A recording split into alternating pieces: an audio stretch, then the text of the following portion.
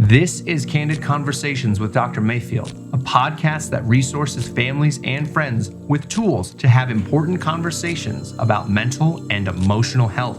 This show is sponsored by Mayfield Counseling Centers, helping you find clarity, hope, and purpose. Here's your host, Trevor Sheeran. Thank you for joining us on Candid Conversations. I'm Trevor Sheeran, joined as always by Dr. Mayfield, who's not awake yet. But we have coffee in front of us. We have coffee, and we're working towards some really good cinnamon rolls later here. Yep, rewarding ourselves. For those of you who aren't in Colorado, it's finally fall here. And I woke up this morning going, I just want to stay in bed. It's foggy and misty and 38 degrees. If there's ever a reading day. Oh, man. Today was it. You know, for those of you that listen in the South, I'm sorry. You're waking up to like 90 degrees. My sister-in-law keeps on telling me that she's really jealous because, you know, it's fall here, and you know it gets down to 70, 72 at night in Louisiana. Ugh. You know, Yuck. It's not fall. Like their fall's like December. Can't grateful to live in Colorado, but if you're thinking about moving here, consider Pueblo instead, because the Springs is expensive. Full. Yeah, the Springs is full. Yeah. Today we're talking about this concept of why it's never too late. So let's unpack that just a little bit. Dr. Mayfield, when we say that, what initially comes to your mind? It's like a Mad Libs, fill in the blank. Never too late for paying bills. No, late fees on that one. No, it's interesting that you say that because I was meeting with I teach at a university here in town, and in the master's department, and I have a plethora of age groups, and so I've got some students that feel like it's almost too late and they're 38, and I've got other students who feel like it's almost too late and they're 68. Right. And I think that's a cool visual that this individual, you know, I've had many students that are in their late 50s, early 60s. They're like, no, it's not too late. I don't want to be sitting on my hands, retired, right, doing nothing, until I'm 80. So I'm going to get my master's degree in counseling, and I'm going to give back and work and enjoy. When I even think about Clark Maxon, a friend of ours who is in the cohort after mine right now, and he just recently retired from school administration for like 28 years, 28 years or the full 30 or something like. I think he did the full 30. Yeah. And is now getting his degree to do counseling because he realized that a lot of the work that he started doing later in his career was geared towards some of the counseling, and that he would be able to have a big impact on teens and by doing counseling. And so I think even from that educational point, it's really encouraging to see that in a lot of ways, like, it really isn't too late to go get a degree and change your career and do something that you feel called to do. But it's interesting too, because I think, we see this throughout our culture, that there are these not misnomers, but like expectations put on people that you have to hit certain milestones at certain points in your life, and you should be done with your bachelor's degree by 22. Right. And then if you're not, then you're not gonna, what's the point? Or you should be done with this by this time, and this by this time, and you should have this much in savings and this much and that, and then drive this. And I'm like, who says? Right. And that's why I love kind of those trailblazers, or those people that think outside the box, going, no, I might have been a stay-at-home mom for 20 years because that's what I was called to, but now my kids are grown, and I've always wanted to be X, and I'm going to go back to school because it's never too late. And I'm like, thank you. Yeah. That's awesome. But we see this all the time in counseling too, right? Where we think we have clients come in that the problem they feel like has been going on for so long that it's too late. You can't fix me, can you? Right. Well, first of all, I'm not going to fix you, but but no, it's not too late. It's not too late to improve your mental health, your emotional health, your spiritual health, your physical health. Yeah. How many people do you see that are, later on in life, that are frequenting the gym and are probably in better shape than you and I are sitting here right now?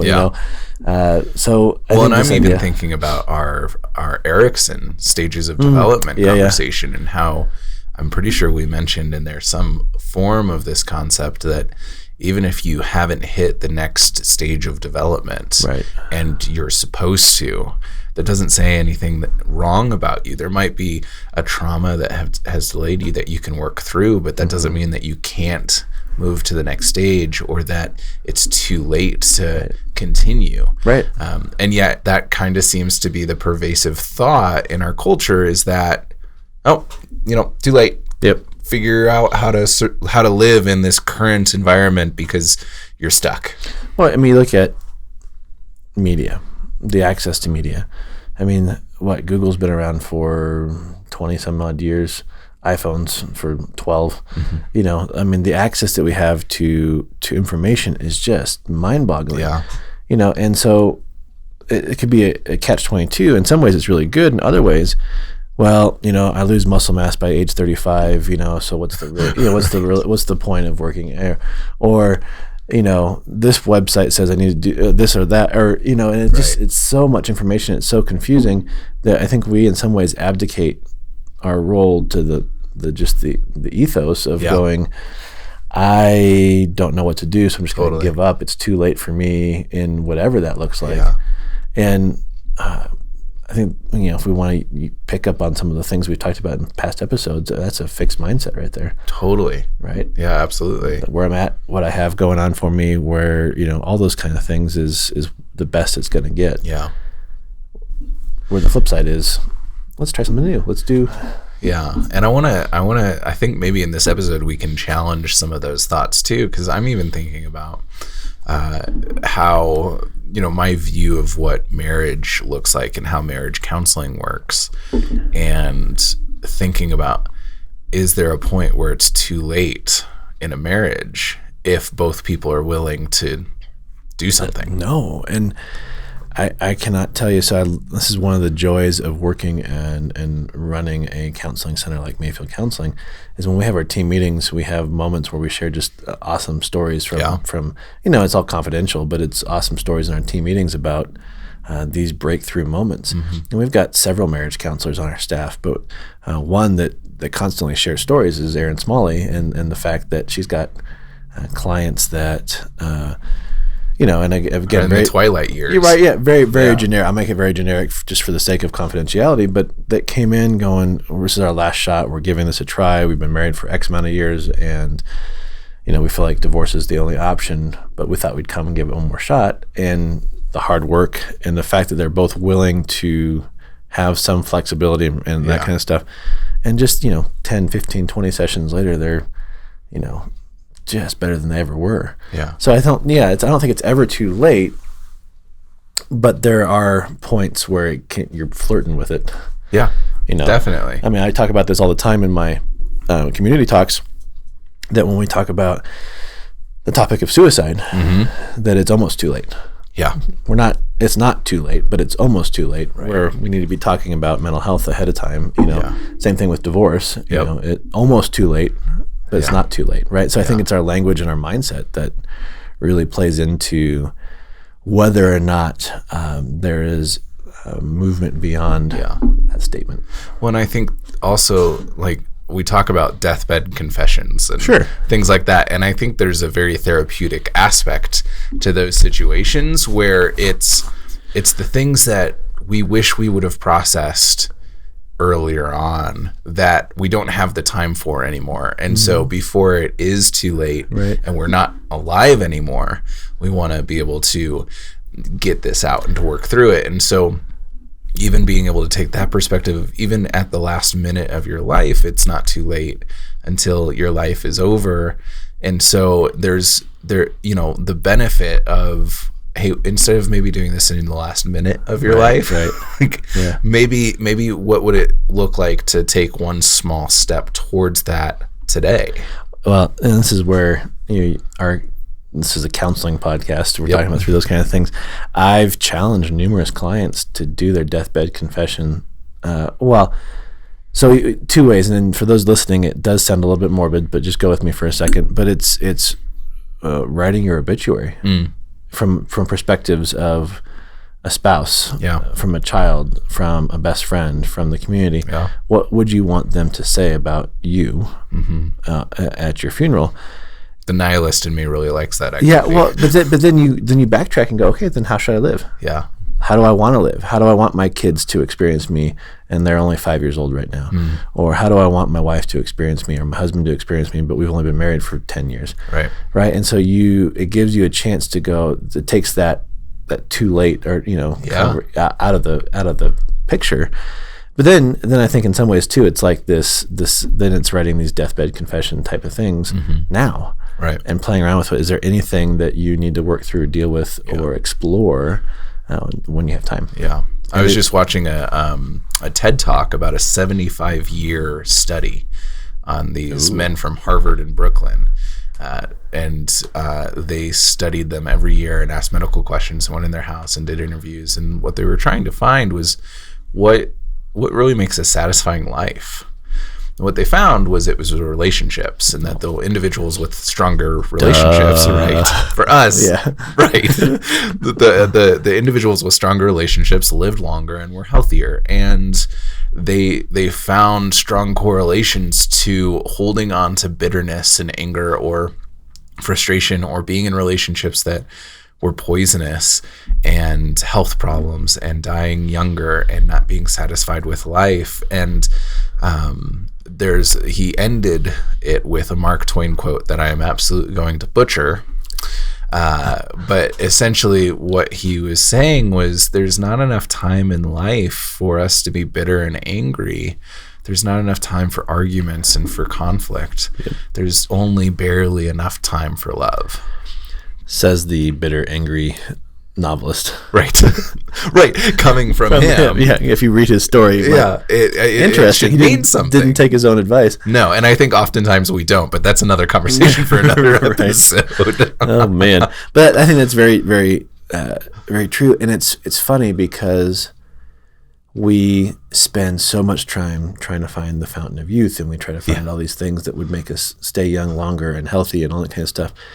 And it boils down to deal with your own crap so that you can be a better friend, a better spouse, a better parent, and be in a more genuine relationship.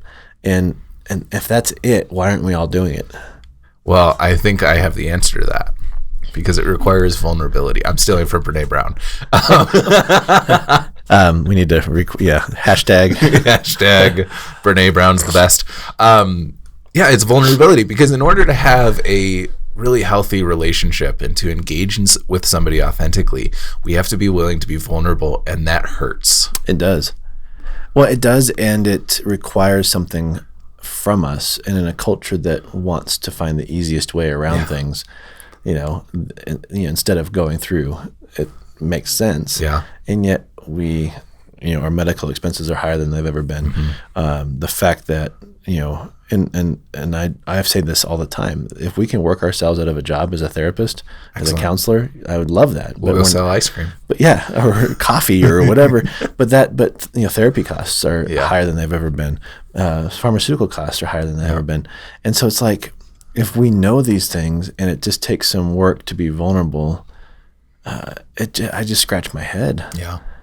And so for those listening, it's not too late if you're listening, to go, okay, do I need to go see a counselor? Do I need to reevaluate my relationships? Do I need to reevaluate myself and how I am operating in this world? Yeah. I mean, a different study showed that, was it in the upper 90s percentage of people in an oncology ward back east had unforgiveness and bitterness. Yeah. Right. I'm not saying that unforgiveness and bitterness cause cancer, but there's because everything causes cancer nowadays, I guess. Right. But there's that correlation to when we hold on to these things of unforgiveness and bitterness, or we're in a poisonous relationship, or we're struggling with our thought processes or whatever, an outlook, that it does something to our physiology, which then does something to this, does something to that. Then now we have cancer, or we have autoimmune disease, or we have. Yeah. And in my own life, I know that I'm very susceptible to bitterness. And it's really easy for me to hold on to something and just let it grow and fester. And through the years, I've had to find ways to let that go and to work through it. And I know that it's so hard, but I also know that me being able to let go of the bitterness of something that happened 5 years ago now is really not much different in the process than it would have been 4 years ago or 5 years ago when it happened. The process really doesn't change that much, except it may be a little bit bigger in the way it's affecting me. Right. Or how we see it. I think that's, so it's like a step process of this is I think the first one is the awareness. We have to be aware of how we are interacting in the world. And a lot of times I think our self-awareness struggles or is skewed based on experience, based on that feedback loop of and so asking the question, and as therapists we joke about this, but okay, Trevor, how are you experiencing me today? Right. Or how have you experienced me over the last couple of weeks? And we get that feedback, and it seems corny, but it's like, how else are we going to get that feedback? Because unless we're in relationship where we have really a good feedback loop, right? Like, okay, Mark, you're being a jerk today. Stop it. Oh crap, I'm sorry. I didn't realize I was being sharp or harsh or whatever. Most of us don't have that, right? So we need to go look for it and go ask. And sometimes a lot of times that's a therapist. Yeah. And I think, we keep coming back to it. And if you're frustrated by this is sponsored by Mayfield Counseling Center. Probably why you should go to a therapist if you're frustrated by this. Yeah, exactly. We'll just keep looping it back.